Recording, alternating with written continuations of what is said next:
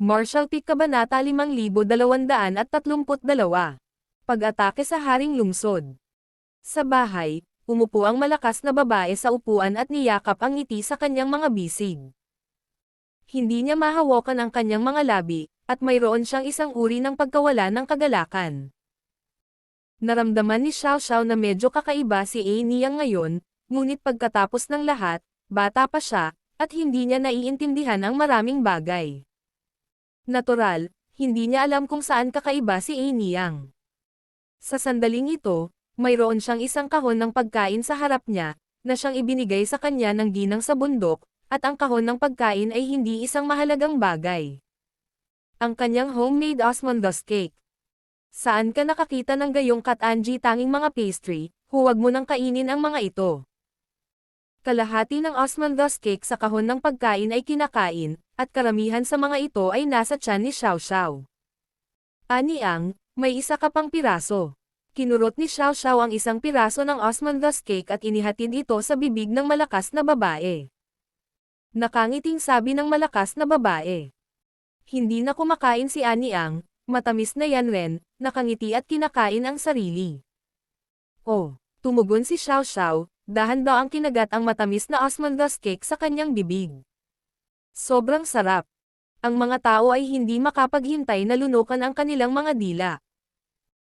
Ang mga kumpol ng palaso ay gumiling sa labas ng pinto, at ang mga mangangaso na naghahanda para sa bukas na pangangaso sa mga bundok ay tumangala sa mainit na tagpong ito at masayang ngumiti. Sa labas ng kaugalian ng Dayan, sa isang lumulutang na lupain kalahating araw ang layo sa Dayan, pansamantalang pumwesto ang North at South Army. Mahigit isang taon na ang nakalipas. Ang North at South Army ay nakipaglaban sa Moyan na nagpadala ng mga tropa sa kawalan, at ang laban ng iyon ay pumatay ng maraming mga kaaway, at ang kanilang pinsala ay hindi maliit.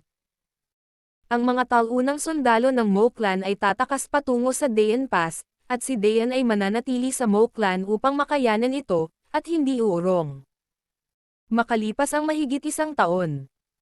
Nagharap ang North at South Army at ang angkan ng Dayan Mo, na parabang dalawang halimaw sa kalangitan, ngumingiti sa isa't isa, ngunit walang makagagamot sa sinuman. Ang angkan ng Dayan Mo ay dumanas ng malaking pagkatalo dito, at nang ahas na huwag magpadala ng mga tropa ng madali, baka walang pag-urong kapag naipadala na ang mga tropa. Gayunpaman, walang magandang paraan para harapin ng North at South Army ang mga Mo people na lumiliit sa Dayan. Mula sa pananaw ng umaatake, tunay na napagtanto ng mga Terran ang lakas ng pagpasa. Ang buong Dayan Pass ay nagbigay ng lubos na perpektong proteksyon para sa Mos. Kung padalos-dalos na umatake ang North at South Army, siguradong mawawalan sila ng lakas at aasa sila sa kasalukuyang lakas ng North at South Army. Mahirap manalo sa Dayan Pass sa isang iglap, at kapag wala ng paraan para mapanalunan si Dayan sa loob ng maikling panahon, maglalaho ang mga pakinabang na nilikha ng North at South Army. Ang pinuno ng Southern Army Corps na si Ouyang Lai ay masungit at nahaharap sa gayong pagkapatas, sumakit ang ulo niya. Hinimok niya si Mi Jinglan na mag-isip ng paraan para makita kung kaya niyang pamunuan ang angkan ng Dayan Mo at bugbugin siya. Ano ang maaaring gawin ni Mi Jinglan? Ang tribong Dayan Mo ay hindi maaaring lumiit, at mayroon siyang libu-libong magagandang taktika, at wala siyang magagawa. Medyo hindi mapakali si Kuya Ouyang. At ngayon ay deadlock ang sitwasyon kay Dayan. Hindi makalabas ang mga Mo. Mahirap salakayin ang mga tao ko, ang paghaharap lang. Inaliw ni Mi Jinglan si Ouyang na paulit-ulit na pumupunta upang talakayin ang kanyang mga plano para sa malakas na kaaway. Si Ouyang Lai ay hindi lingid sa katotohanan ito. Anyway, mabuti din siyang tao. Kung ang isang komandante ng hukbo ay kumikilos sa salpok, wala siyang tagumpay ngayon. Gayunpaman, ang pagkilala kay Guiji ay alam niyang ganito lang ang ugali niya at hindi niya ito mababago. Habang ang paghaharap ay hanggang sa taon ng unggoy, ang buwan ng unggoy. Imposible bang makamit ang ganoong tuloy-tuloy na paghaharap? Galit na sabi ni Ouyang. Ang Mo Clan ay mahiyain din, at may napakalakas na kapasidad sa militar. Sinabi ni Mi Jinglan. Likas na imposibleng ipagpatuloy ang paghaharap na ito. Ang susi sa pagsira sa laro ay wala dito, ngunit ito ay nahuhulog din sa silangan at kanluran. Namilog ang mga mata ni Uyang Lai, biglang nagsabi. Ang ibig sabihin ni Kuya Mi ay. Tumanggaw si Mi Jinglen at sinabing. Kung ang East at West Army ay makakalaban sa haring lungsod ng Mo na walang kapangyarihang magpigil. Ang Panginoon ng Mo ay dapat na nababalisa. Kung gayon paano magiging ligtas ang mga Daen Mo, sa ilalim ng utos ng Panginoon, sila ito ay kailangang magligtas, at pagkatapos ay magkakaroon ng lugar na magagamit ng aking militar. Paulit-ulit na tumanggaw si Uyang Lai. Iyon ang kaso. Pagkatapos, ayon kay Brother Mi, kailan darating ang breakpoint na ito? Sinabi ni Mi Jinglan. Kung gayon, depende ito kung kailan hindi masuportahan ang Wang Cheng. Ngunit sa palagay ko ay hindi dapat maikli ang panahon. Ang lakas ng militar ng silangan at kanluran ay halos kapareho ng sa North at South Army. Hindi simpleng bagay para sa hari na makipaglaban at gustong masira ang laro. Ang kasalukuyang plano, ang dapat nating gawin, ay makipag-ugnayan sa East at West Army. Pinakamabuting makipagpalitan ng impormasyon sa pagitan ng dalawang partido sa oras, upang mapadali ang susunod na plano. Umiling si Uyang Lai. Medyo mahirap ito. Masyadong malayo ang lugar na ito sa Wang Cheng. Madaling makipag-ugnayan, ngunit kailangang maantala ang balita. Natatakot ako na hindi ito magiging napapanahon. Tumanggaw si Mi Jinglen at sinabing. Mabuti sana kung ang pamangkin ni Master Yang ay makapag-ayos ng ilang hanay ng Chenkon sa pagitan ni Daen at Wang Cheng. Ngunit sa kasamaang palad ngayon ay maaaring tinutulungan niya ang mga ninuno na gumaling at wala ng oras na matitira. Sa hinaharap, kailangan niyang ay hiniling na gawin ito. Anyway, kailangan pa rin ang balita, kung mayroong anumang pagkaantala. Sinabi ni Uyang Lai. Kung gayon, pagkatapos ay maghanap ng isang tao na pumunta sa East at West Army. Bahagyang ngumiti si Mi Jinglan. Nagpadala ako ng mga tao, at dapat ay nakarating na ako sa East at West Army sa oras na ito. Hindi napigilan ni Uyang Lai na imulat ang kanyang mga mata nang marinig niya ang mga salita. Sinabi sa kanya ng taong ito kung ano ang ginawa niya ng maaga. Napaka-ignorant niya. Pagod na siya sa pananatili sa mga taong ito na naglalaro. Tumingin si Mi Jinglen sa kaibuturan ng kawalan. Nagpadala siya ng mga tao sa East at West Army dati. Una, nagpalitan siya ng impormasyon sa isa't isa. Pangalawa, gusto rin niyang malaman kung paano nilusob ng East at West Army ang Royal City. Nahaharap sa presensya ng isang malaking hukbo ng angkan ng Mo, ang hari ay nakaupo sa haring lungsod. Hindi madaling alisin ang umiiral na lakas ng East at West Army. Madali itong manirahan dito. Kung ikaw ang commander ng East at West Army, malaki ang konsiderasyon ni Mi Jinglan. Nag-isip ako ng ilang paraan, ngunit wala silang magandang epekto. Kaya gusto niyang malaman kung ano ang gagawin ni Xiang Shan. Sa oras na ito, ang mga hukbo ng silangan at kanluran ay nakatalaga sa Chenkon, at ang malaking hukbo ay nagtipon. Ang mga barkong pandigma na orihinal na nakaangkla sa Chenkon ay mabilis na lumipad at tumangay sa kawalan. Sa itaas ng isang mataas na bundok, tiningnan ni Xiapo, Bapan General Town, ang eksena at nagulat siya. Tinanong niya ang isang tao sa tabi niya, sinasalakay ba ng East-West Army ang King City? Ang Xiapo na ay ang pangkalahatang bayan ng Jending Town ng North at South Army, at siya rin ang taong ipinadala ni Mi Jinglan upang makipag-ugnayan sa Eastern at Western Army. Ang malaking plano ay nanatili sa gilid, naghahanda na ibalik ang detalyadong impormasyon upang ipaalam kay Mi Jinglan. Ang dahilan ng pagpapadala ng Bapan ay higit sa lahat dahil ito ay masyadong malayo, at ang kalsada ay hindi naman ligtas. Kung ang kipan ay ipinadala, maaaring may mga panganib, kaya maaari lamang itong ipadala sa Bapan General Town. Ngayong pansamantalang kalmado ang North at South Army, hindi magiging problema na magkaroon siya ng ikawalong baitang. At itong si Xiapo ang dumating para iligtas siya pagkatapos na patayin niyang kay ang 8-pin na moto noon. Nakatayo sa tabi ni Xiapo sa oras na ito ang tenyente ni Xiang Shan, si Li Xing. Sa utos ni Xiang Shan, sinamahan ni Li Xing si Xiapo hanggang sa masagot ang ilan sa kanyang mga tanong.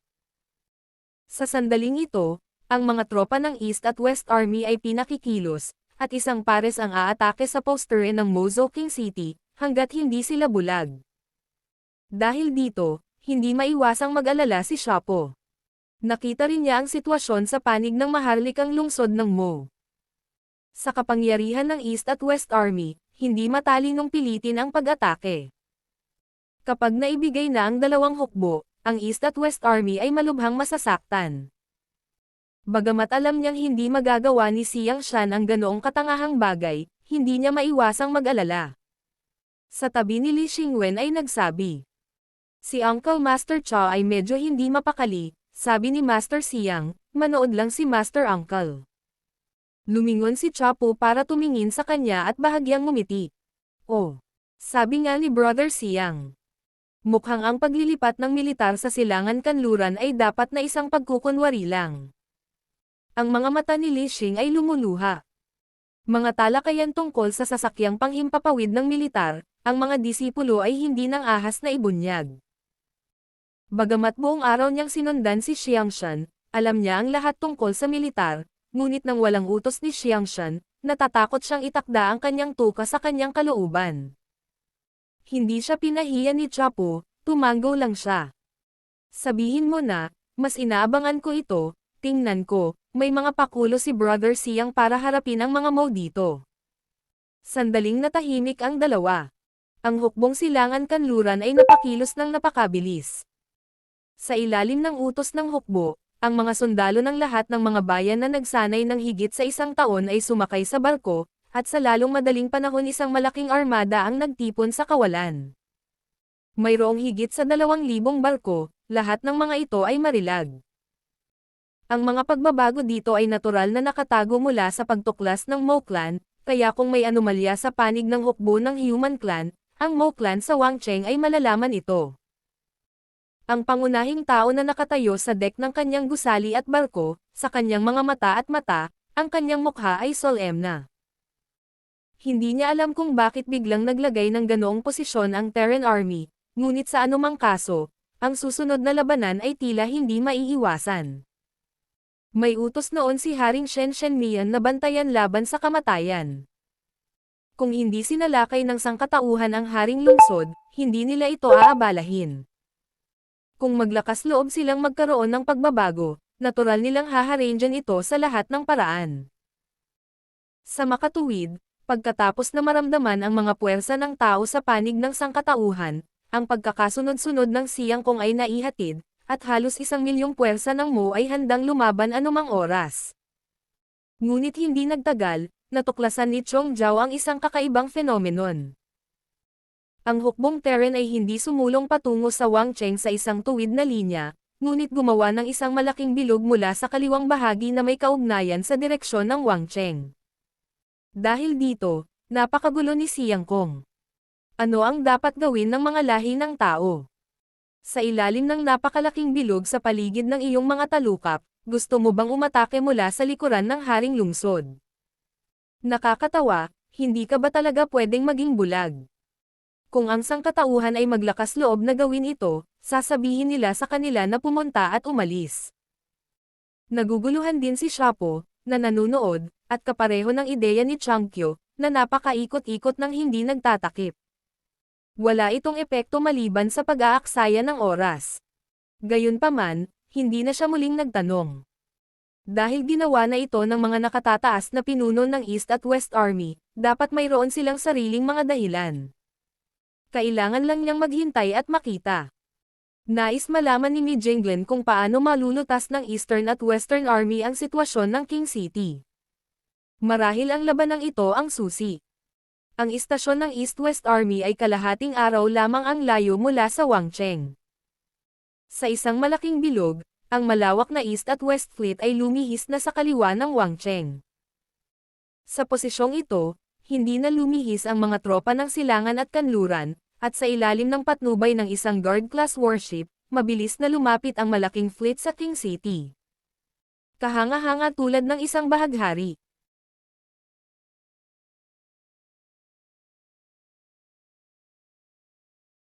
Marshall Peak, Kabanata 5233 Kurot. Natural, ang mga puwersa ng Mo ay hindi uupo nang walang ginagawa. Ang utos ng Siyang Kong ay inilabas, at ang milyong puwersa ng Mo ay mapapakilos sa oras. Ito ang tamang hakbang at ang tanging countermeasure. Gayunpaman, si Kiyo Kong ay hindi isang tanga, at hindi inilalagay ang lahat ng kapangyarihan sa kaliwang bahagi, kailangan din niyang bantayan ang mga posibleng sneak attack ng sangkatauhan. Ang malaking fleet ng mga lahi ng tao ay umatake mula sa kaliwa, ngunit ito ay isang fleet lamang. Sino ang maglakas loob na tiyakin na ang lahat ng mga sundalo ng sangkatauhan ay nasa barkong pandigma na iyon? Kung sakaling tipunin ng Moss ang lahat ng mga tropa sa kaliwa, at ang mga tao ay sumalakay mula sa kanan. Walang paraan upang bantayan ito. Ang Kiyo Kong ay may ganap na katiyakan na ang pag-atake ng sangkatauhan ay isang pagkukunwari lamang. At ang kanilang tunay na target ay tiyak na nasa direksyon ng kanang bahagi ng King Lungsod, kung hindi, walang saysay na gumawa ng isang malaking bilog sa ilalim ng kanyang mga talukap at sinasadya. Akitin ang kanyang atensyon. Sa makatuwid, habang pinapakilos ang depensa sa kaliwang bahagi ng hukbo, inutusan din niya ang Mozo na manatili sa likuran at magbantay laban sa mga posibleng paggalaw sa kanang bahagi ng King City. Sa paglipas ng panahon, ang kapaligiran ng pagpatay ay lumaganap sa kawalan. Makalipas ang kalahating araw, 10,000 milya lang ang layo ng dalawang partido. Sa ganitong distansya, ang 8 produkto ng dalawang panig at ang Domain Masters ay maaari nang makipaglaro laban sa isa't isa, ngunit ang magkabilang panig ay napigilan, at walang nangunguna. Sa oras na ito, malinaw na ang eksena sa barkong pandigma ng Terran. Sa hindi inaasahang pagkakataon, halos puno ng configuration ang mga barkong pandigma. Ito ay ginawa sa kanya medyo tuliro. Noong una ay inakala niya na gagamitin ng sangkatauhan ang pag-atake ng malaking fleet na ito bilang pagkukunwari upang maakit ang kanyang sariling atensyon. Ang tunay na hukbo ay tahimik na magtitipon mula sa kanang bahagi ng King Lungsod upang maglunsad ng isang pag-atake. Pero ngayon, iba ang sitwasyon sa naisip ko. Ang pagsasaayos ng barkong pandigma ay puno, sa madaling salita, ang lahat ng kapangyarihan ng sangkatauhan ay puro sa malaking fleet na ito, at walang ibang hukbo. Bakit gusto nilang gumawa ng isang malaking bilog? Kung hindi dahil sa pagdududa, ano pa ang silbi ng paggawa ng ganoon kalaking bilog sa kanilang paligid? Posible bang maiwasan ito? Ano ang dapat iwasan? Biglang nagbago ang mukha ni Chong, tumangala si Wody sa kaibuturan ng kawalan, at bigla niyang naalala ang nangyari mahigit 1 taon na ang nakalipas. Ang 3 mundo ng Chenkon na ginawa sa isang tuwid na linya ay inatake mula sa direksyon na iyon. Ang pasikot-sikot ng Terran Fleet ay umiwas din sa direksyong iyon. Kasabay nito, sa mundo ng Little Chenkon, si Yang Kai, na nangangaral at nagsasanay sa paaralan, ay biglang tumangala, tinitingnan ang blockade ng Little Chenkon na mundo at tumitingin sa kaibuturan ng kawalan. Ang kanyang posisyon ay nagbigay daan sa kanya upang matuklasan bago mapansin ng mga taong Mo ang lahat ng uri ng mga anomalya mula sa kawalan. Muling lumitaw ang sitwasyon mahigit 1 taon na ang nakalipas. Sa kailaliman ng kawalan, ang mundo ng Chenkon ay lumipad mula sa isang lugar, at ito ay dumaan sa mabilis na kidlat, at ito ay sumasabog patungo sa direksyon ng maharlikang lungsod ng Mozo. Noong huling nakita ko ang eksenang ito, nagniningning pa rin ang mundo ng Chenkon dahil sa operasyon ng Magic Circle. Sa pagkakataong ito ay hindi ito masyadong makapigil hininga. Sa halip, tila tahimik. Naisip ko na ang Array Masters ay gumawa ng higit pang mga pagsasaayos upang pagsamahin ang sinag ng Array at gawing mas banayad ang pandarambong sa mundo ng Chenkon. Ito ay para mahuli ang Mozo ng sorpresa. Kaya lang ang huling 3 pag-atake sa mundo ng Chenkon ay hindi nagdulot ng anumang banta sa Moss. Paano naman ang oras na ito? Anong tinitingin-tingin mo, sir? Curious na tanong ni Xiao Xiao, at tumingin sa mga mata ni Yang Kai, at nakakita lang ng spider web sa bubong, na may namamatay na biktima. Wala, bahagyang ngumiti si Yang Kai at nagpatuloy sa pag-aaral ng nakayuko. Sa silid ng pagsasalita, ang mundo ng Chenkon, na inayos ng iba't ibang mga magic circle, ay sumugod na sa tirahan ng sangkatauhan at mabilis na lumapit sa hari ng Mo nasyonalidad. Nakatayo sa tuktok ng mataas na bundok, si Chapazi, na nanunood ng labanan, ay tumitig sa kanyang mga mata, at nagulat na sinabi. Ito ang likurang kamay na inayos ng East at West Army. Si Li Xing, na kasama niya, ay sumagot. Oo. Tiningnan ni Xiapo ang mundo ng Chenkon, at tiningnan kung nasaan ngayon ang mga hukbo ng silangan at kanluran. Napabuntong hininga siya. Ang hukbo at ang mga mundong ito ng Chenkon ay nakabuo ng kaliwat kanang pag-atake. Ang tribong Mo ay dapat mag-ingat sa isa't isa. Ito ay isang magandang ideya. Hindi katakataka na bago pumunta rito, hinangaan ni Brother Mrs. Siang Shan ng labis. Ngayon, mukhang karapat-dapat na talaga ang pangalan niya. Ang mga mundong ito ng Chenkon ay puno ng iba't ibang magic circle. Kahit na siya ay isang 8 ranggo na celestial na nilalang, nararamdaman pa rin niya ang mapanganib na hininga na lumipas mula sa mundo ng Chenkon na iyon. Maaari itong isipin na kung ang bagay na ito ay sumugod sa Mozo sa gitna ng hukbo, ang Mozo ay tiyak na magdudulot ng mabibigat na casualty. Ang pinakamahusay na paraan upang harapin ang mga mundong ito ay ang pasabugan ito ng maaga, at nangangailangan ito ng malalakas na kamay ng nasyonalidad ng Mo. Sa sandaling bumaril ang malalakas na lalaki ng angkan ng Mo, maaaring maglunsad ng pag-atake ang mga tropang silangan at kanluran at matalo sila ng biglaan. Sa pagharap sa ganoong sitwasyon, hindi ba maaaring kumilos ang malakas na angkan ng Mo? Imposible yon. Bukod dito, ang mga kalkulasyon sa oras ay hindi masama. Ngayon ang East-West Army ay 10,000 milya lamang ang layo mula sa Wangcheng. Posibleng salakayin ang Wangcheng anumang oras, at hindi maaaring baliwalain ng MOS ang East-West Army. Kailangan mong pamahalaan ang magkabilang dulo at alagaan ang magkabilang dulo, na nakatakdang mabigla. Biglang ginalaw ni Chapo ang kanyang puso. Maaaring gamitin ng Eastern at Western Army ang pamamaraang ito upang harapin ang nasyonalidad ng Mo. Maaari bang sumunod ang North at South Army? Ngunit pagkatapos ng pag-iisip na ito, bumantong hininga siya. Hindi maaaring sumunod ang North at South Army, dahil ang Dayangguan ay hindi katulad ng Mo's Royal City. Bagamat ang Mo's Royal City ang pinakamahalagang lugar para sa Mo sa buong war zone. Walang masyadong malakas na puwersang protection dito, kaya ang block na ito ay inaatake sa mundo ng Chenkon, hindi ito maaaring baliwalain ng Mo. Iba ang Dayan Pass. Ito ay lubhang matibay sa sarili nito. Kung talagang ginamit ng North at South Army ang mundo ng Chenkon sa pag-atake, ganap na hindi ito baliwalain ng angkan ng Dayan Mo. Paano kung tinamaan ito ng mundo ng Chenkon? Ang matibay na Dayan ay hindi magdudulot ng anumang pinsala. Bukod, sinabi ni Li Xing. Sa katunayan, noong 1 taon pa lang, nagpadala na ang Eastern at Western Army ng 3 mundo ng langit at lupa. Oh, nagtaas ng kilay si Chopwen. Gaano ka-epektibo? Sinabi ni Li Xing daw. Walang epekto, maraming malalakas na tao doon, at ang 3 mundo ng Chenkon ay sasabog kapag malapit na sila sa Wangcheng. Alam ni Chapo kung ano ang gusto niya. Walang epekto, natatakot ako na ito ang pinakamalaking epekto. Yumuko si Li Xing at nagsabi. Napakaliwanag ni Uncle Cha. Ngumiti si Chapo. Casual lang magsalita, mukhang long-term talaga ang layout ni Brother Siang. Sa pag-uusap ng dalawa, nagkagulo na ang mga taga-Mo sa kabilang panig ng Wangcheng. Sa kabila ng liwanag at bakas na natatakpan ng Magic Circle, ang mapang ipang hininga ay mabilis na lumapit, paanong hindi ito mapapansin ng mga Domain Masters.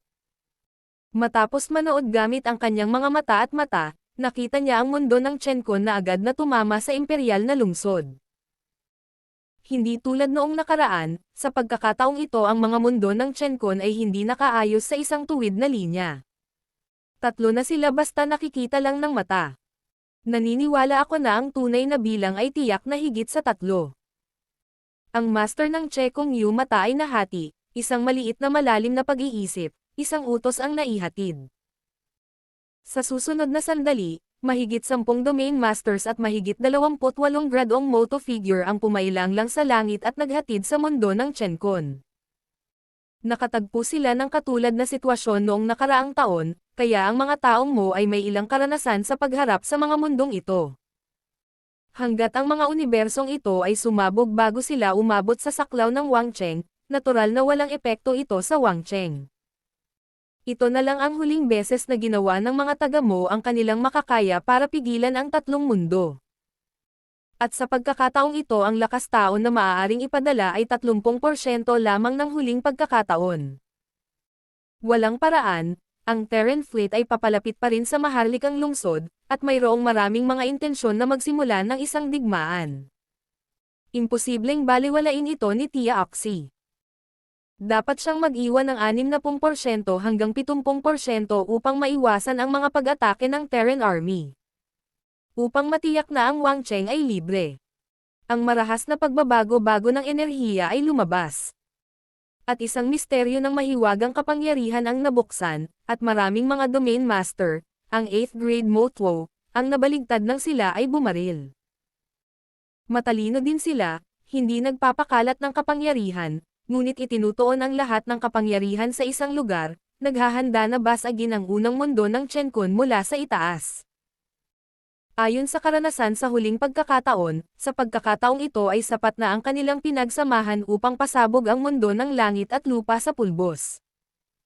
Gayunpaman, nang sila ay talagang nagsimula, natanto nila na sa pagkakataong ito ang mundo ng Chenkun ay medyo naiiba mula sa huling pagkakataon.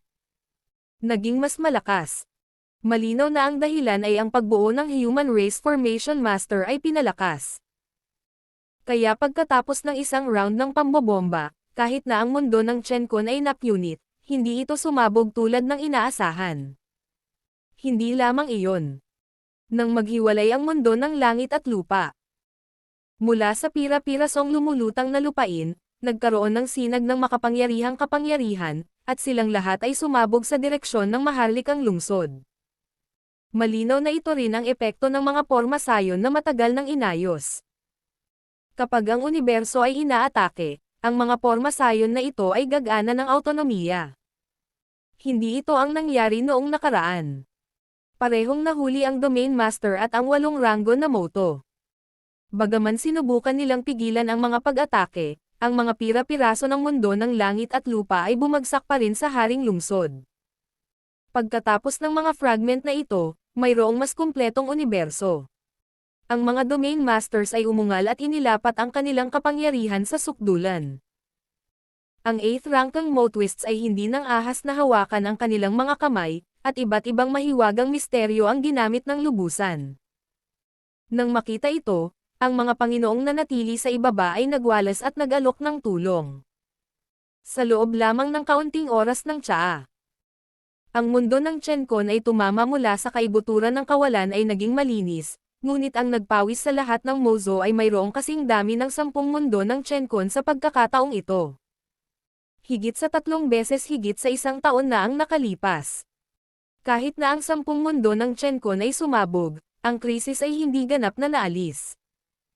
Kapag ang bawat mundo ng Chenkun ay sumabog, ang iba't ibang magic arrays na nakaayos dito ay sesabog. Upang mapigil ang kapangyarihan ng mga magic circle na ito, ilang 8th rankang Moto ang nasugatan, at maging ang 7th rankang Moto at ang mga Lord ay dumanas ng malaking casualty. Hindi pa banggitin ang upper at lower Mo clan. Sa ilalim ng command ng upper level, desperadong hinarang nila ang ilan sa mga magic powers ng Magic Circle at ang mga fragment ng universe na nakaapekto sa Royal City. Patuloy na pagkamatay at pinsala. Sa labas ng haring lungsod, ang pagkalante ng buhay ay humihinga ng sunod-sunod. Kahit na ang Mo nationality ay nagpupumilit na hamarang, mayroon pa ring pagkukulang, at isang piraso ng Chenkun ng Hamampus **** sa lumulutang na lupain kung saan matatagpuan ang Wangcheng. Sa impact point, ang lahat ng natitirang porma sayon sa lumulutang na lupain ay sumabog sa isang iglap at naging ang nakakasilaw na liwanag ay bumalot sa malapit na Mo clan. Marshall Peak, Kabanata 5234. Tumakbo sa isang round. Nang ang fragment ng Chenkun ay tumama sa lumulutang na lupain kung saan matatagpuan ang Wangcheng, ang lahat ng paggalaw ng Mozo ay nagyelo saglit.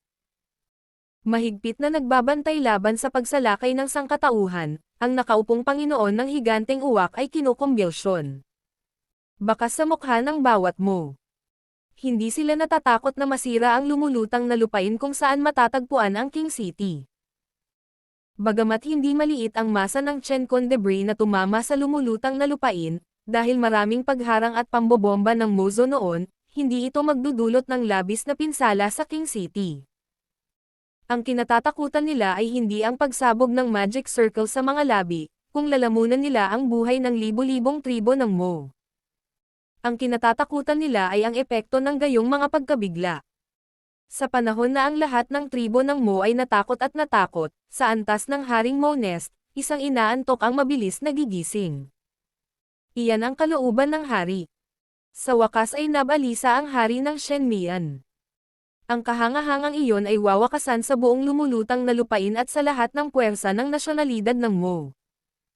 Tila pagkatapos na matukoy ang sitwasyon at maghintay para sa paglilinaw ng sitwasyon, ang galit ay biglang nawala sa kalooban. Milyon-milyong tropa ng Mo clan, tulad ng mga pugo na hindi gumawa ng mga pugad sa taglamig, nanginginig. Ang galit ng Panginoon ay halatang nakatutok sa kanila at sa kanilang kawalan ng kakayahan, na naging sanhi ng pagkaalarma ng Panginoon habang siya ay natutulog. Alam ng lahat ng tribo ng Mo ang mga kahihinatnan ng pagkaantala habang nagpapagaling sa Mo Nest. Na nangangahulugan na ang nakaraang epekto ng pagpapagaling ay lubos na mababawasan, at natural na galit ang hari. Ngunit hindi na nagsalita pa ang hari, at di nagtagal ay nakatulog. Wala siyang masyadong oras para magpahayag ng kahit ano. Para sa kanya, walang mas mahalaga kaysa sa kanyang sariling pagpapagaling. Hanggat magagamit niya ang kapangyarihan ni Mo para makabawi bago pa man masugatan ng husto ang mga ninuno ng tao, maaari niyang gawin ang inisyatiba. Alam ng lahat ng tribong Mo na walang susunod, kung hindi, may malas kapag lumabas ang hari. Ang pusong binanggit dito ay hindi pa naibaba. Ang fleet ng sangkatauhan na nagmula sa kaliwang bahagi ng King City ay buzz sa lakas, at ang kapangyarihan ng hindi mabilang na mga misteryo at lihim na kayamanan ay lumabas. Sa isang iglap, kakulayan ng makulay na liwanag ang malalawak na voids ng makulay, ang kakilakilabot na pag-atake ng kapangyarihan, tulad ng isang bagyo, ay tatama sa direksyon ng maharlikang lungsod. Ang bawat pag-atake ay hindi mababa sa buong shot ni Kipan kay Tian.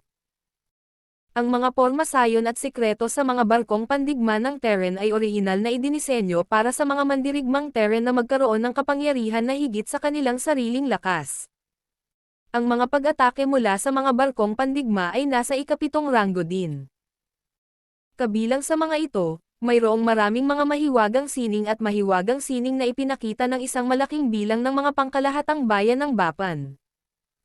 Ang mga uwak ay umungal, at ang 6 o 700,000 hukbo ng angkan ng Mo sa kaliwang bahagi ng Haring Lungsod ay bumaril ng sama-sama upang maarang.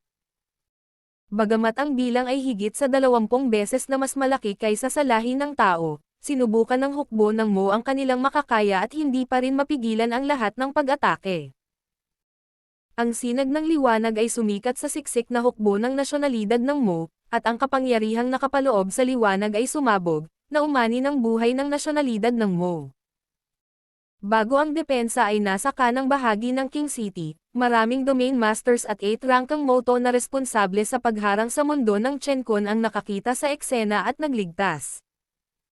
Ngayon na ang buong mundo ng Chencon ay sumabog, ang sangkatauhan ay walang backhand, at natural na hindi na kailangang mamuhunan ng masyadong maraming enerhiya sa kanang bahagi. Nagpa siya ang sangkatauhan na salakayin ang Haring Lungsod mula sa kaliwa, pagkatapos ay dapat silang lumaban sa lahi ng tao sa kaliwa. Gayunpaman, nang ang mga domain master na ito at ang 8 ranggo na Moto ay sumugod sa kaliwa, lahat sila ay natulala. Sa sandaling iyon, ang mga sinag ng maraming mahiwagang kapangyarihan ay nagtipon pa lamang.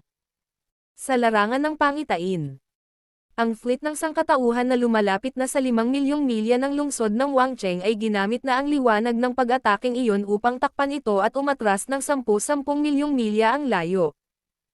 At hindi sila nagpakita ng mga palatandaan ng pagbabalik, at mabilis na lumayo. Napatulala ang mga may-ari ng domain. Pinipigilan ng Sulo ang kanyang galit sa kanyang puso na parang bulkang sisabog na. Sinunog niya ang kanyang hindi komportable na dugo at nagsuka ng dugo.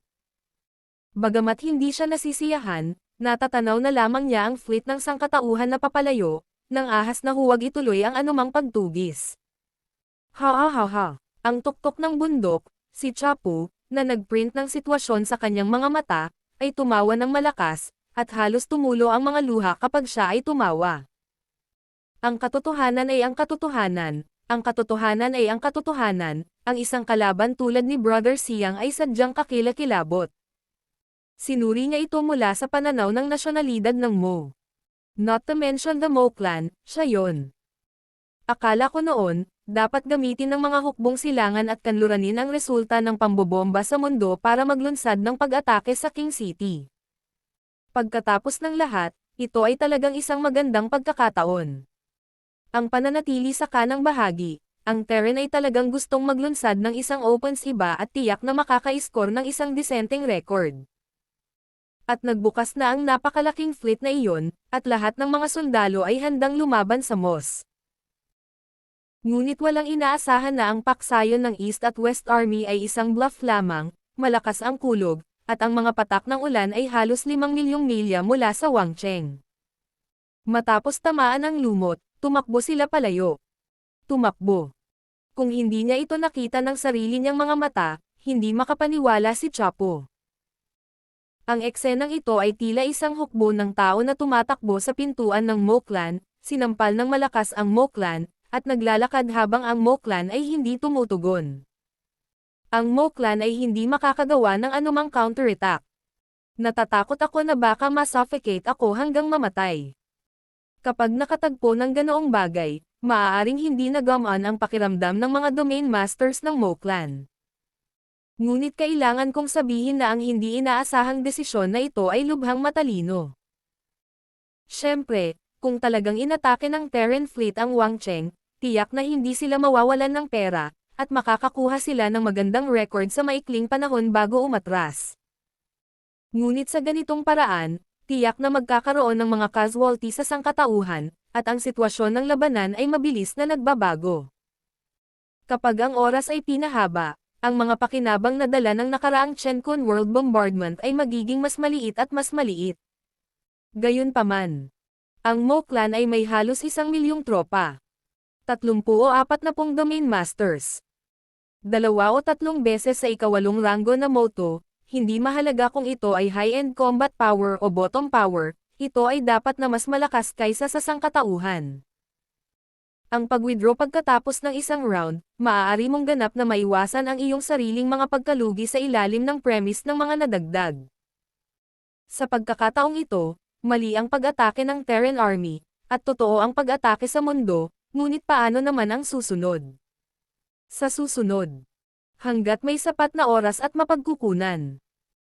Tulad ng mga taktika tulad ng Fang Kai, ang sangkatauhan ay maaaring patuloy na gumamit, at hanggat ang Mo clan ay hindi umalis sa maharlikang lungsod, maaari lamang silang ipagtanggol. Sigurado si Chapo na kung ang mga taong Mo ay maglakas loob na hatiin ang napakaraming kapangyarihan upang harangin ang mundo ng Chenkun sa susunod. Kung gayon ang mga hukbo ng silangan at kanluran ay hindi takutol na maglunsad ng isang opens iba at mabiglas sa mga taong Mo. Ito ay pinaniniwalaan na alam din ito ng tribong Mo. Kaya hanggat may pagbabago sa puwersa ng silangan at kanluran, kailangan nilang manatili sa likod ng karamihan sa kanilang mga kapangyarihan upang maging handa. 30% lamang ng kapangyarihang hamarang sa mga mundong iyon ng Chenkun, ang maaaring hindi makaharang sa komprehensibo, bago pa ito mapatunayan ng lahat. Sa pagkakataong ito, ang Terran ay nagpakilos ng 10 mundo. Sino ang nangahas na sabihin na ang Terran ay maaari lamang magpakilos ng 10? Sa susunod na maghihintay ako para sa Mozo, natatakot ako na mayroong 15 o 20. Sa silangan at kanlurang panig, ang pangkalahatang sitwasyon ay natukoy na. Hanggat ang plano ngayon ay patuloy na ipinatutupad, hindi problema ang pagsakop sa haring lungsod. Ang kulang ay panahon lamang. Sa puntong ito sa kanyang pag-iisip, sinabi ni Chapo. Haim pamangkin, ito ang bagay, babalik ako sa buhay. Bahagyang nagulat si Li Xing. Hindi ba hinihintay ni Master Shi si Master Siyang na bumalik? Umiling si Chapo at sinabing, hindi na kailangan. Sabihin kay kapatid na Siyang na hindi hahayaan ng North at South Army ang pagsisikap ng East at West Army na may lagay sa tubig, ni ang tribong Dayan Mo ay aalis sa Dayan bilyon-bilyong milya. Nakatuon si Li Xingzeng sa ulo. Isinulat ng disipulo. Niyugyug ni Chapo ang kanyang katawan, naging streamer, at lumipad sa kalangitan. Makalipas ang kalahating araw, bumalik ang Eastern at Western Military Divisions sa North Korea. Sa unang digmaang pandaigdig ngayon, ang silangan kanlurang hukbo ay isang round lamang ng pag-atake mula sa simula hanggang sa wakas. Walang ibang aksyon. Nang walang anumang pinsala, sa tulong ng 10 mundo na inayos kanina, nagdala ito ng ilang mga casualty sa MOS. Walang paraan upang kalkulahin ito ng mabuti. Ngunit nararamdaman ng nangungunang pamamahala na kung bibilangan mo ang record ng huling round ng pag-atake ng magkasama. Sa pagkakataong ito ang bilang ng mga namatay at nasugatan ng MOS ay dapat nasa pagitan ng 50,000 at 60,000. Ang bilang na ito ay hindi gaanong kumpara sa hukbo ng Mozo Million. At karamihan sa mga patay ay ang Mo clan na may mababang lakas. Talagang katulad ng Domain Master, ang ikawalong ranggo na Moto, wala sa kanila ang patay, ngunit ang Panginoon at ang ikapitong ranggo na Moto ay patay, ngunit ang bilang ay hindi malaki. Mayroong 12-dosenang higit pa, at para sa MOS, ang naturang pagkawala ay halos isang pinsala sa balat. Gayunpaman, kaugnay sa mga nasawi ng hukbo ng Mozo, ang pangunahing layunin ng labanan na ito ay nakamit. Iyon ay upang makagambala sa pagpapagaling ng hari ng angkan ng Mo. Sa pagtatapos ng pambobomba ng mundo sa universo, isang piraso ng mga labi ang tumama sa lumulutang na lupain ng Wangcheng, at ang nagresultang pagkabigla ay malinaw na nagpagising sa hari. Kahit na libu-libong milya ang layo nito, ramdam ng sangkatauhan ang kahangahangang kalooban ng hari. Ito ang pangunahing layunin ng Eastern at Western Army sa pagkakataong ito na nakagambala sa hari, at pangalawa ang pagpatay sa tribong Mo. Ngayon ang Panginoon at ang ninuno ay parehong nagpapagaling, ang Panginoon ay umaasa sa kapangyarihan ng pugad ng tinta, at ang ninuno ay umaasa sa maliit na langit at lupa ni Yang Kai. Parehong masasabing nakakatulong. Sino ang mas mabilis na gumaling, kung aling kay ganhawahan ang susunod na mga ngibabaw? Ang Eastern at Western Army ay hindi makakatulong sa mga ninuno na makabawi ng mas mabilis. Natural, sa ulo lang ng hari ang kanyang may isip. Ang kawawang hari ay nagtatago sa pugad ng Mo at gumaling ng mabuti. Natatakot ako na ang sangkatauhan ay darating upang labanan ang kanyang ideya. Ngunit kahit na hindi gaanong napatay si Moss, ang record ng labanang ito ay lubos na kahanga-hanga. Sa ngayon, hindi madaling salakayin ng East at West Army ang King City. Ang pangunahing dahilan ay ang lakas ng hukbo ay ibang-iba. Sa ganitong uri ng pag-atake, posibleng maalis ang puwang sa pagitan ng dalawang grupo ng puwersa ng paulit-ulit. Mahirap sigurong harangin ng angkan ang harapan nito. Ito ay isang pangmatagalang proseso, hindi isang beses na pagsisikap. Sa harap ng mga ganitong panunokso ng sangkatauhan, ang angkan ng Mo ay hindi nang ahas na gumawa ng inisyatiba kahit na sila ay malakas at malakas. Kailangan pa rin silang bantayan ni Wangcheng. Kapag nagbago na sila, magkakaroon ng pagkakataon ang Eastern at Western Army na basagin ang Huanglong at sirain ang King level na tinta pugad.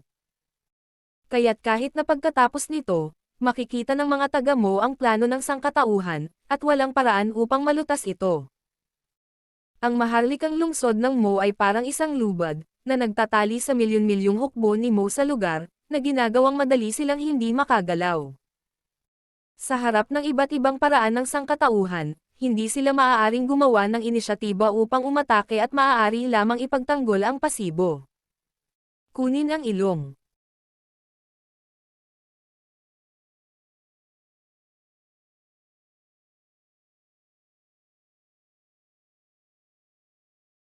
Marshall Peak Kabanata 5235 Hindi pa tapos ang oras. Ang pangmatagalang planong ito na binuo ng mataas na antas ng militar ng silangan at kanluran ay nakatakdang magkaroon ng malaking pangangailangan para sa iba't ibang mapagkukunan. Hindi pa banggitin na ang malaking hukbo ng 30,000 katao ay kailangang magsanay sa mga karaniwang araw. Ito ay ang maraming mga phalanx na nakaayos sa mundong iyon, alin ang hindi nakatambak ng mga materyales. Walang sapat na mga supply upang bumuo ng isang array, at ang mga magic array ay hindi maaaring maglaro ng maraming epekto. Si Xiang Shan, bilang commander ng unang hukbo, ay walang masabi tungkol sa pagmamortsa. Ito ay napatunayan mula nang siya ay pumalit sa pamumuno ng Eastern at Western Army. Ngunit nalaman ni Liu Jiping na ang taong ito ay isang malaking bagay, ganap na ang uri na hindi alam na ang bigas ay mahal. Sa simula ng pagbuo ng Eastern at Western Army, ang lahat ng pangkalahatang bayan ng Bapon mula sa iba't ibang pass ay nagdala ng logistical resources para sa suporta sa pass. Masasabing noong itinatag ang Eastern at Western Army sa Fendian Pass, ang mga mapagkukunang dala nito ay hindi maihahambing na napakalaki. At kinalkula rin ng matataas na antas na mga opisyal na ang napakalaking halaga ng mga mapagkukunan ay sapat para sa 30,000 katao ng silangan at Western Army na magsanay sa loob ng 300 taon. At nagkaroon pa ng labis. Sa loob ng 300 taon, sapat na para sa Dayan Army na mabawi ang mga kaugalian ng Dayan. Hanggat mabawi ito ni Dayan, hindi siya matatakot na walang makukuhang resources sa hinaharap. Gayunpaman, sa katunayan, ang malaking halagang ito ay sapat na upang payagan ang 30,000 katao na magsanay sa loob ng 300 taon upang maabot ang Xiangshan. Sa loob lang ng 2 o 3 taon, naubos na. Nang malaman ni Liu Jiping ang pangyayari, muntik na siyang mawalan ng malay, ngunit pagkatapos ng pag-iisip tungkol dito, alam niya kung saan ginamit ang mga mapagkukunang ito. Kanina, inutusan niya ang kanyang Army Refine Masters na pinuhin ang 10,000 puppet at ilagay ang mga ito sa gilid ng Dayan Pass para maakit ang atensyon ng Mo Clan. Na direktang nabighani ng Mo Clan. Sa ngayon, ang Falun Dafa ay lalatag sa mundo ng Chenkon, at mayroong libu-libong mga phalanx sa bawat mundo ng Chenkon. Alin ang hindi nangangailangan ng suporta ng malalaking mapagkukunan? Ang ganitong paglustay ay nangangahulugan na walang halaga ng mga mapagkukunan ang maaaring mapuspos. Ang pagkilos ni Xiang Shan ay perpektong nagpapaliwanag kung ano ang isang tunay na lalaki, maaaring pumatay ng mga tao tulad ng abaka, o gumastos ng pera tulad ng lupa. Ang lalaking ito, na 3,000 taon nang natutulog at bumalik sa kaharian ng 8 baitang, ay kinuha silang dalawa. Si Liu Jiping ay hindi kasing galing ni Xiang Shan sa talento ng pagmamortsa. Sa makatuwid, mula sa simula ng Fendian Pass, ang mga tropang silangan at kanluran ay karaniwang gumawa ng desisyon ni Xiang Shan. Ngunit ang pinuno ng Western Army ay isang babae pagkatapos ng lahat. Siya ay ipinanganak upang maging isang mabuting kamay sa bahay. Mula noong nasa Fang City siya, nakita niya kung gaano kasarap ang mga meat buns.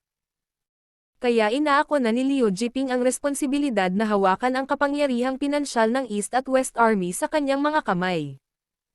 Ngayon, ang 30,000 sundalo ng East at West Army ay nahaharap sa isang mahirap na sitwasyon. Ang mga supply ng militar ay malamang na sapat lamang para sa mga sundalo sa loob ng 10 taon. Walang nag-isip na ang unang hirap na naranasan ng ekspedisyon ng East at West Army sa Dayan ay may kinalaman talaga sa mga supply. Pagkatapos ng lahat, ang mga materyales na suportado ng iba't ibang mga customs ay sumusuporta, ngunit sapat para sa hukbo na gamitin para sa 300 taon, tulad ng inaasahan ng lahat.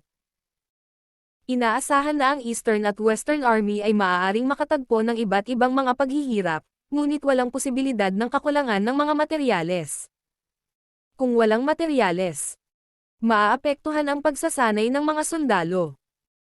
At kung masira ang barkong pandigma, hindi ito maaayos, lalo pa ang pagpapatupad ng follow-up na plano na gamitin ang mundo ng Chenkon para salakayin ang maharlikang lungsod ng Mozo. Kaya ang unang bagay pagkatapos pangasiwaan ni Liu Jiping ang pananalapi ay utusan ang mga sundalo na minahan ang Chenkon at mangolekta ng mga materyales. Gayunpaman, Ang angkan ng Mo sa kabilang panig ng poster ng hari ay mahigpit na binabantayan laban sa kamatayan at hindi kailanman magkukusa sa pag-atake. Kaya ang mga hukbong silangan at kanluran ay may sapat na lakas at oras para gawin ang mga bagay na ito.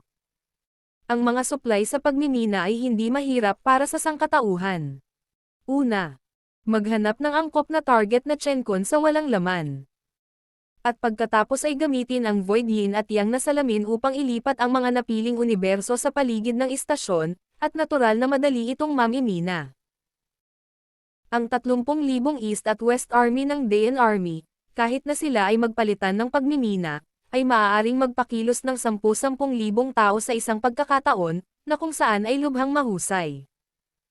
Talaga, ito ay lumipat sa isang mundo ng langit at lupa, at ito ay magiging isang tumpok ng mga fragment sa loob ng 10 araw at kalahati. Habang naghahanap ng angkop na mandirigma sa labas ng mundo.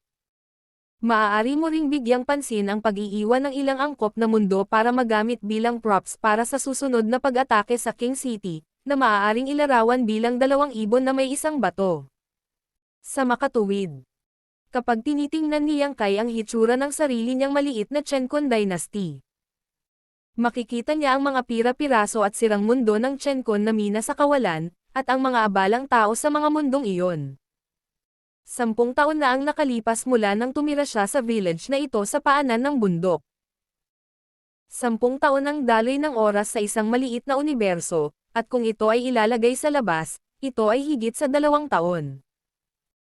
Sa loob ng 10 taon, para sa isang mandirigma na matagumpay na nag-ensayo, lumipad ang kanyang mga daliri, ngunit para sa mga ordinaryong tao na hindi nag-ensayo, ito ay hindi masyadong maikli.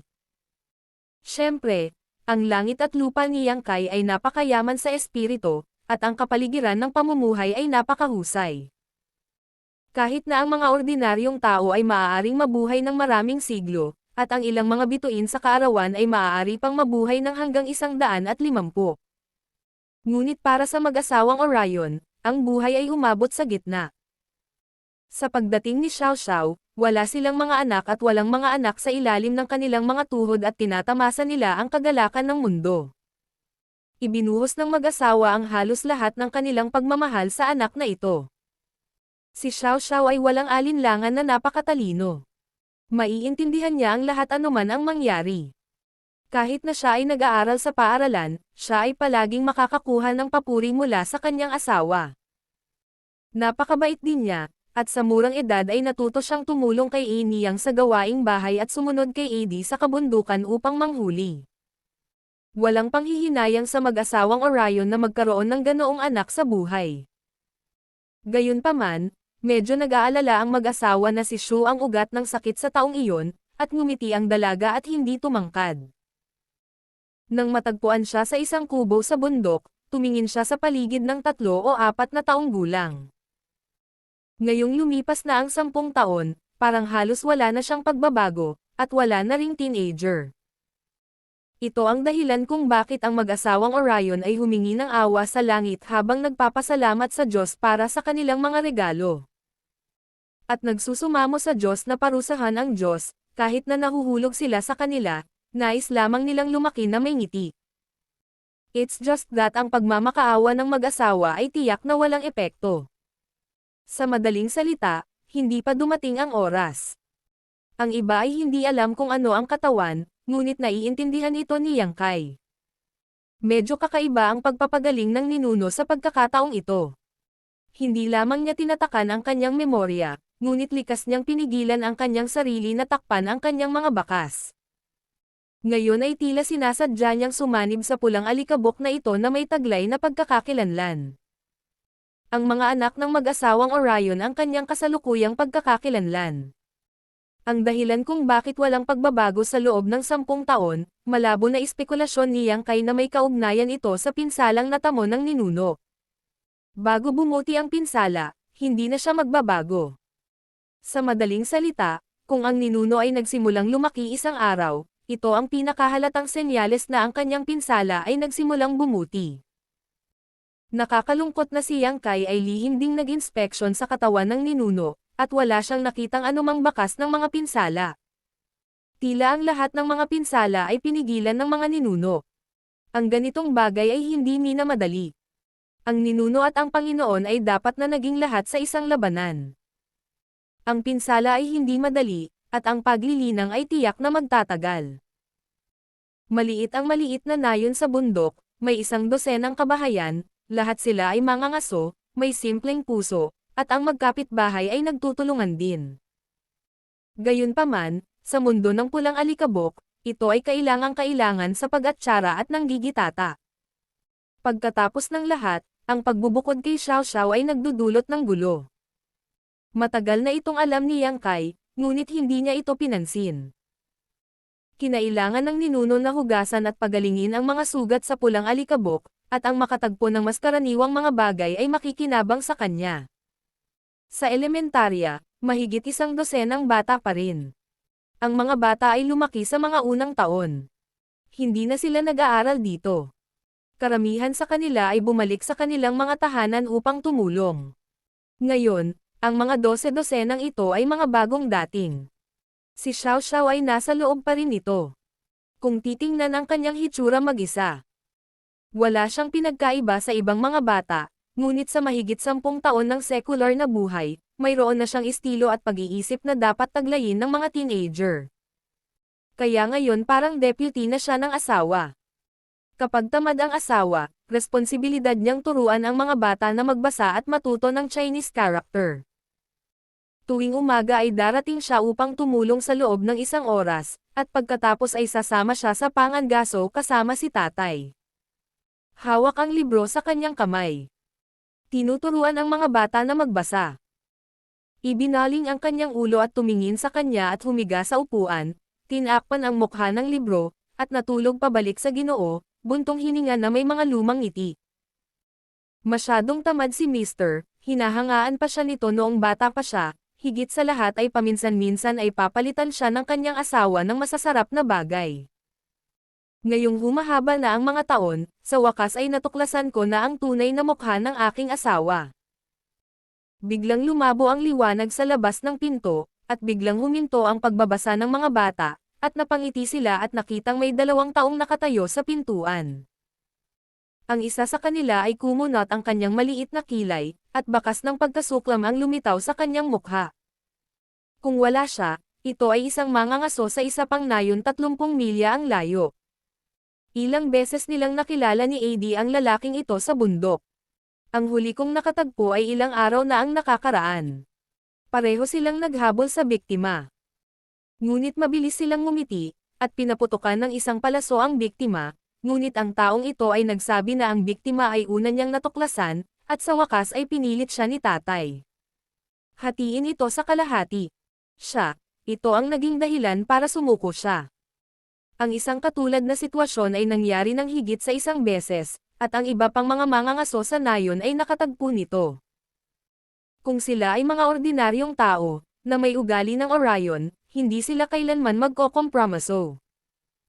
Ngunit narinig ni Xiao Xiao na sinabi ni Tia na ang mangangaso na ito ay may isang miyembro ng pamilya na nakatuon sa kanyang sarili sa pagsasanay sa kalapit na Shuyo Fushang. Kung saan siya ay may ilang katayuan, kaya karamihan sa mga tao ay hindi kayang ma-provoke. Kapag nakatagpo ng ganitong mga bagay, ang Orion ay maaari lamang lunukan ang kanilang mga boses at hayaan ang taong ito na mayabang na mayabang. Ngunit hindi ko alam kung ano ang ginawa ng taong ito upang mahanap ang paaralan. At ang taong nakapaligid sa kanya ay medyo naiiba, nang walang mga bakas ng araw at hangin ng mga mangangaso, ngunit katulad ni Mr. Napakakakaibang pakiramdam. Hindi masabi ni Xiao Xiao kung ano ang pakiramdam, ngunit mula nang makita niya si Mr. Sa unang tingin, pakiramdam niya ay iba siya sa iba. Siya na. Inabot ni Orion at tinuro para ngumiti. Tingnan mo si Uncle Wen Yuan, malamang halimaw ang babaeng ito. Ang mga salitang halimaw ay nagpapagalit kay Xiao Xiao. Noong mga unang taon, ang mga bata sa nayon ay tinawag din siyang mga halimaw ng pribado, dahil hindi siya isang malaking tao, ngunit mayroon pa rin siyang maraming lakas. Siya ay tila 3 o 4 na taong gulang lamang, ngunit nagawa niyang sundan ang mga matatanda upang manghuli sa mga bundok. Mayroong mas maraming biktima kaysa sa mga matatanda. Ngunit matapos turuan ng mga matatanda sa nayon, hindi na nang ahas ang mga bata na tawagin siya ng ganoon.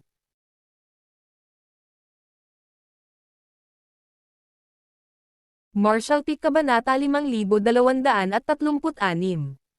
Mga tao mula sa Shuyu Mansion. Hindi man sumigaw ang mga bata, hindi sinasadyang nabunyag ang titulo. Alam ng mga mangangaso sa ilang kalapit na nayon na may isang bata na hindi pa lumaki dito. Bagaman hindi siya lumaki ng maraming taon, ang pangangaso ay isang magandang kamay. Sa bawat oras na tumama ang bundok ng mas maraming biktima kaysa sa maraming matatandang mangangaso. Sa tuwing ngumingiti sila at sinusundan si tatay sa mga mangangaso sa ibang nayon sa bundok, ang mga taong iyon ay titingin sa kanya ng may pagtataka. Ngunit ang makukulit na lalaki lang sa kanyang harapan ang tatawag sa kanyang halimaw ng personal. Tinawag ng mangangaso bilang Tio Wenyuan. Siya ay isang binata na may maputlang kutis, nakasuot ng asol na balabal, at ang mukhang magaspang na mangangaso ay nakatayo sa tabi niya na parang skylark sa gilid ng isang hangho. At parang mas matanda silang dalawa kay Orion, pero mas bata sila sa seniority nila. Sa katunayan, ito ay ang edad, at ang mas bata ay mas matanda, ngunit ang mga practitioner ay palaging nakapasok sa aura, at natural na mukhang matanda. Tumingin siya sa itaas at sa ibaba at ngumiti ng dahan-dahan, dahan-daang umiling. Bagamat inukita ng Palbo at Jade ang maliit na batang babae sa kanyang harapan, walang bahid ng demonyo sa kanyang katawan. Halatang hindi demonyo iyon. Medyo may tiwala siya sa kanyang paghuhusga sa bagay na ito. Pagkatapos ng lahat, nagsanay din siya ng juvenile, magandang lakas. Nang makita siyang umiling-iling, ang Orion ay nagmamadaling nagsabi. Tito Wenyuan, huwag kang magpalinlang sa kanyang hitsura. Siya ay mukhang 3 o 4 na taong gulang pa lamang, ngunit sa katunayan ito ay 10 taon na ang nakalipas. Ilang taon na ito, marahil ito ay isang matandang halimaw, hindi ba ibig sabihin na natapos na ng halimaw ang kanyang paglilinang, maaari ba itong maging tao? Hindi niya maiwasang mapangiti, napapangiti sa galit ni Orion, nang marinig niyang isa na itong matandang halimaw, hindi maipaliwanag na nagalit siya, at gusto niyang ibuka ang bibig nito. Hindi niya maintindihan kung bakit. Para sa salitang matanda, siya ay tila sensitibo. Oh, nagtaas ng kilay si Wenyuan. Ganito ba 10 taon na ang nakalipas? Totoo iyon. Matalim na tumanggo si Orion. Alam ng lahat ng nasa radios, huwag kang maniwala at magtanong. Hinawakan ni Wenyuan ang kanyang baba. Medyo masama. Kanina ko pa nabalitaan na sinabi ng pamangkin sa pamilya na may magandang halimaw dito. Lumapit siya para makita ang espiritu ng spiritual practitioner para gibain at alisin ang masasamang espiritu. Kung may halimaw, maaari siyang putulin ng espada. Alam niya na ang mga tao ay hindi halimaw. Kahit na ito ay isang demonyo na may mahusay na kasanayan, imposibleng mapagtagpo ang demonyong Chi ng perpekto, maliban kung ang lakas ay mas mahusay kaysa sa kanya. Isa rin siyang virtual king realm, at kaya niyang itago ang kanyang nakikita, na marahil ay ang halimaw ng Daoyuan realm. Kaunti lang ang mga halimaw sa buong Void Continent, paano sila lilito dito? Ngunit narinig ko na ang batang babae na ito ay mukhang ganito 10 taon na ang nakalilipas, ngunit napukaw nito ang kanyang pagkamausisa. Tatanungin pa lang sana niya ang batang babae kung pwede siyang mag-check, bigla siyang nakaramdam ng anino na nakasabit sa likuran niya. Lumingon si Wenyuan at nakita niyang may isang malakas na babae na nakatayo sa likuran niya, at puno ng laman ang mukha niya, at galit siyang tumingin sa kanya. Sa likod ng malakas na babae, mayroong higit sa 12 ng mga mangangaso at mga babaeng nayon, armado ng mga busog at palaso, napapaligiran ng mga kagamitang pang-agrikultura, at nakatitig sa kanya. Hindi kalakihan ang nayon. Dinala ng mga mangangaso sa labas ng nayon ang isang binata at hinaranggan ito sa pasukan ng paaralan. Walang magandang bagay sa unang tingin. Hindi na kailangang sumigaw ng anuman, nang makita ang eksenang ito, ang mga matatanda ng higit sa 12 pamilya ay tumakbo. Ang mga mangangaso sa labas ng baryo ay medyo bakante nang makita nila ang labanan. Ngunit naaalala ang husay ng kanilang tiyuhin, itinuwid nila ang kanilang mga baywang at tumingin sa likod ng pagalit. Anong problema nitong ate? Tinanong ni Wen Yuan ang malaking babae na pinandilatan ang sarili. Hinampos siya ng malakas na babae sa balikat at sinabing, ayos lang ako, gusto kong itanong, anong ginagawa mo? Sa lakas ng kanyang kamay, bigla niyang nakita na ang tila payat na binata sa kanyang harapan ay kasing tatag ng bato, hindi gumagalaw, at hindi gaanong masakit. Gamit ang kanyang palad, kaya niyang pumutol ng kahoy na panggatong. Biglang may naalala ang malakas na babae, tinitigan ang mga mata ng binata na marangal din, dapat mahuli, nakipagtulungan din ang binata, at diretsong binitawan ang katawan nito. Pumasok ang malakas na babae sa bulwagan ng paaralan at tumalikod. Ang kanyang malakas na katawan ay parang bakal na tore, na nakaharang sa pintuan, na nakasilong sa hangin at ulan. Sa likod niya ay ngumiti at itinuro ang kanyang ulo, itinuro ang Orion. Ma'am, sabi ng lalaking ito na ako ay isang halimaw. Kinagat ng malakas na babae ang kanyang mga ngipin at tumingin sa mga aso, lumura at nagmumura. Ang mga aso ay may mahabang ugat, sa palagay ko ay buhay ka at naiinip. Bakit mo sinasabi na ang aking pamilya ay nakangiti? Sa palagay ko ikaw ay isang halimaw, at ang buong pamilya ay isang halimaw. Ang Orion na tinatawag na Nagay ay kumapit sa kanyang leeg at sinabing, sa harap ng Shuiyufu Master, paano mo hahayaang maging mayabang ang Shro? Halimaw ba ito? Ipaalam sa aking tiyuhin sa isang sulyap. Shuiyu Mansion. Muling tumingin kay Wen Yuan ang malakas na babae. Ngayon lang, nahulaan niya na ang lalaking ito ay isang spiritual practitioner. Ngayon ay tila ganoon siya, ngunit hindi nawawala ang kalahati ng kanyang momentum. Ano naman? Kaya mo bang manayra ng iba kung gusto mo? Para sa mga ordinaryong tao sa buong Netherland, ang pagsasanay ay hindi lihim, kahit na hindi nila ito nakontak, narinig nila ito. Kaya kahit na isang Shuiyu man ang tumayo sa kanyang harapan, ang malakas na babae ay hindi natatakot. Mapait na ngumiti si Wen Yuan. Ang nakatatandang kapatid na ito ay medyo hindi mapakali, at hindi ko sinabi na ang batang ito ay isang halimaw. Pinandilatan siya ng malakas na babae. Pagkatapos ay halika at gawin mo ito. Pipi ang tanong ni Wen Yuan. Ang dahilan kung bakit siya pumunta ay para lamang sa pag-iingat, ngunit ngayon ay medyo nakakalito upang ipaliwanag. Bahagyang nagmumuni-muni, sinabi ni Wen Yuan. Ang panganay na kapatid na ito, ay gustong pumunta sa Lingxi sa loob ng maraming taon dahil sa pangalan ng halimaw. Hindi ba ito magiging napakarahas ngayon?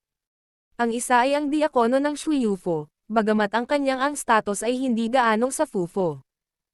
Mataas, ngunit ang kumpiyansa sa sarili ay isang mata pa rin. Kung pumayag ang nakatatandang kapatid na babae, hindi ko mapipigilan akong suriing mabuti ang katawan ng bata.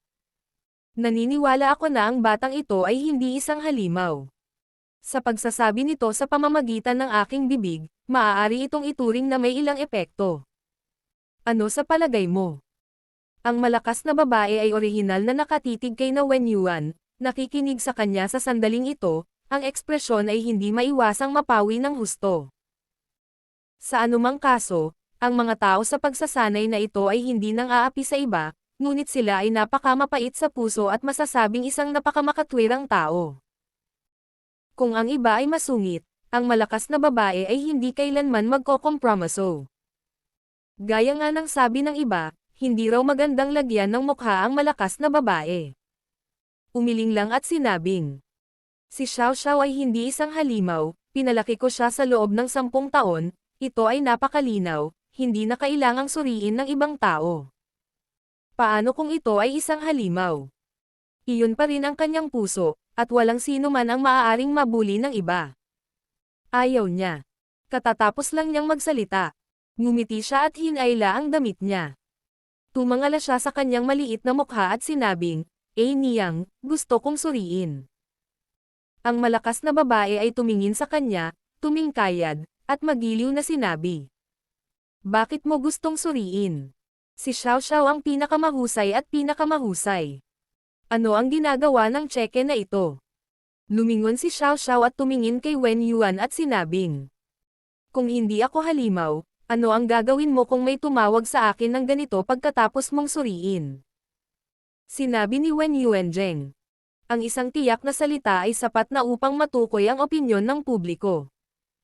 Bilang isang virtual King Realm Warrior, umiiral pa rin ang ganoong tiwala sa sarili. Nakangiting tumango. Then check it. Ngumiti si Wen Yuan at sinabing, iunat mo ang iyong kamay. Matalinong iniunat ni Xiao Xiao ang isang kamay, inilabas ni Wen Yuan ang dalawang daliri, inilagay ito sa kanyang palso, at hinimok ang momentum na mag-imbestiga. Ilang saglit pa ay patuloy na nagbabago ang kanyang kutis. Ang malakas na babae sa kabilang banda ay nag-aalala. Baka may masabi itong hindi maganda mula sa bibig ng binata. At siya ay nagpasya ng palihim na kung ang lalaking ito ay talagang maglakas loob na sabihin ang isang bagay, sinuntok niya ito at natanggal ang kanyang mga ngipin sa harapan. Pagkatapos ng kaunting inspeksyon, naging kakaiba ang ekspresyon ni Wen Yuan. Tumangala si Xiao Xiao at nagtanong, halimaw ba ako? Umiling si Wen Yuan. Hindi. Agad na tumingin si Xiao Xiao sa Orion na tinatawag na Changzhen sa tabi ng pinto. Huwag makinig, lakasan mong tawagan ako na sa hinaharap, babarilan kita ng palaso. Ang mahabang ugat ay nag-aalalang sinabi. Tiyo, maaari kang tumingin ng mabuti. Maaaring may mali sa batang babae na ito. Si Wen Yuan, na nagmumuni-muni, ay lumingon sa kanya.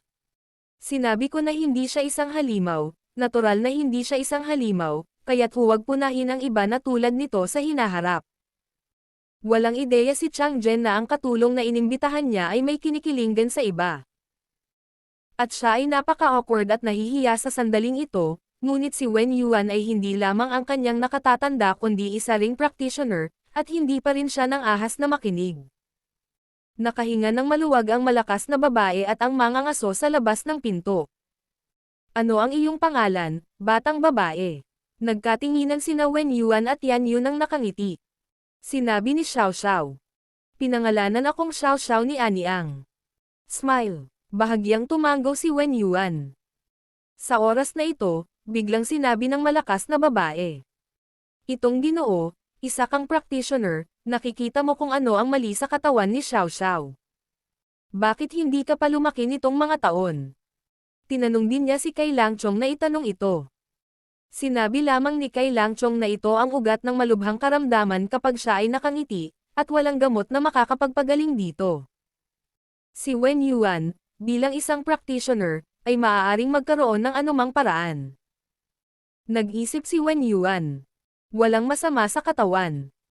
Kung tungkol sa pagiging matangkad, hindi ko masyadong alam, ngunit ang pagngiti sa batang ito ay maaaring isang magandang materyal na angkop para sa pagsasanay. Natigilan ang malakas na babae. Lalong tuwang-tuwa ang Orion sa labas ng pinto.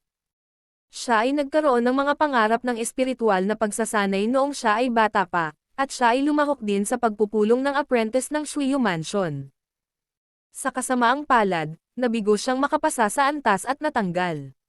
Pagkatapos lamang ng daan patungo sa pagsasanay, maaari akong maging isang hunter. Sa oras na ito, pagkatapos makinig sa mga salita ni Wen Yuan, nalaman ko na maaaring angkop si Xiao Xiao para sa pagsasanay. Paano ako hindi matutuwa? Ang dahilan kung bakit ipinipilit pa rin ni Wen Yuan na suriin pagkatapos niyang matiyak na si Xiao Xiao ay hindi isang halimaw ay upang makita na si Xiao Xiao ay maaaring magkaroon ng mga hindi pangkar. Aniwang kwalipikasyon. Gayunpaman, ang ganitong uri ng bagay ay hindi madaling sabihin, at dapat itong suriing mabuti upang makatiyak. Ngayong nasuri na siya, hindi pa rin siya sigurado, kaya sinabi niya na posible, dahil sa kanyang pagsusuri, ang kwalipikasyon ng pagtawa ay tila kakaiba, napakahusay, at napakahirap. Nangyayari. Ang pagngiti ay angkop para sa espiritual na pagsasanay. Mukhang natigilan ang malakas na babae. Maingat na sinabi ni Wen Yuan. Hindi pa rin matukoy, hindi sapat si Shu para sa aking paningin. Kaya, babalik ako sa bahay at anyayahan ang mga matatanda sa pinto na pumasok at tingnan ito. Si Yanji ay lumabas ng paaralan, tumayo, at nawala ng hindi kumukurap. Marahas na kumikilos.